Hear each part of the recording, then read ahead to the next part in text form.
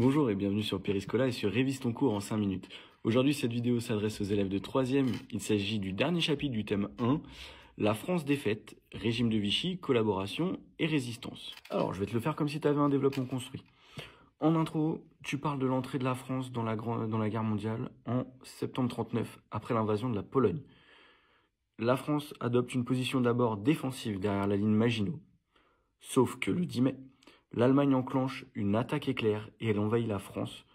C'est une déroute militaire et 8 millions de personnes sur les routes, des civils notamment, et c'est ce qu'on appelle l'exode. Le 17 juin, le maréchal Pétain, qui est ministre, appelle à l'armistice qui sera signé le 22 juin avec l'Allemagne. Cet armistice donne lieu à, d'un côté, la séparation de la France en deux, un nord qui est occupé par l'armée allemande, l'Alsace-Lorraine qui est rendue à l'Allemagne, et une zone sud, dite libre, avec la ville de Vichy comme capitale. Dans ta première partie, tu vas parler de la collaboration, qui est mise en place dès l'armistice finalement. En juillet 1940, c'est la fin de la Troisième République et la mise en place de ce qu'on appelle le régime de Vichy, qui est une véritable dictature, qui a un nom, on l'appelle l'État français en réalité, dans lequel Pétain a tous les pouvoirs, exécutifs, législatifs et même judiciaires. L'État français va mettre en place une véritable propagande. Elle va arrêter les opposants, notamment les politiciens de la Troisième République, et elle va mettre en place l'idéologie de la Révolution nationale, autour d'une devise, travail, famille, patrie, et d'une idéologie inspirée de celle des nazis, proche de l'antisémitisme, avec la mise en place notamment d'un statut des Juifs dès juillet 1940. La France, elle entre pleinement dans la collaboration, notamment avec ce qu'on appelle la relève, donc qui est mise en place dès 1940 aussi.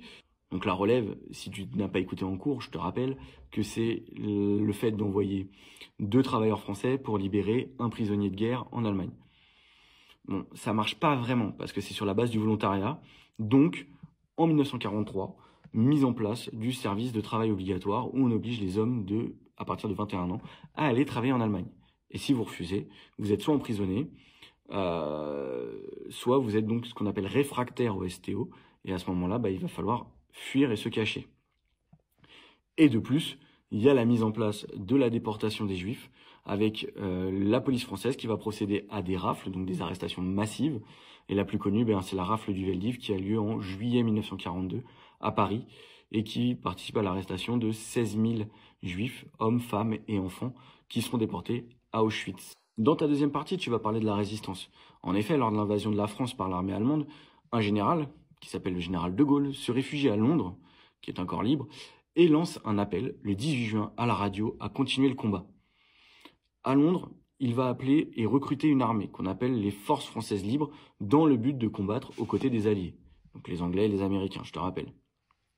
De plus, il veut faire appel aux colonies françaises qui sont encore libres, notamment à l'Afrique équatoriale française. Suite à l'occupation, des Français vont entrer en résistance. Divisés en petits mouvements, ils dénoncent l'occupation via des tracts, via des journaux clandestins qui s'échangent sous la main, si vous voulez. Ils transmettent des renseignements aux Alliés sur la position des Allemands, sur les transports de marchandises, sur les usines. Ils mènent des actions de sabotage et des attentats contre les Allemands. Après l'invasion de l'URSS en 1941, ils sont rejoints par les communistes, puis en 1942 par ceux qu'on appelle les réfractaires au STO, dont j'ai parlé précédemment. En 1943, De Gaulle fonde le Conseil national de la résistance avec des politiciens, des syndicats et des proches à lui pour unifier les mouvements de résistance dans le but de refonder la République lors de la libération qu'il espère très rapide.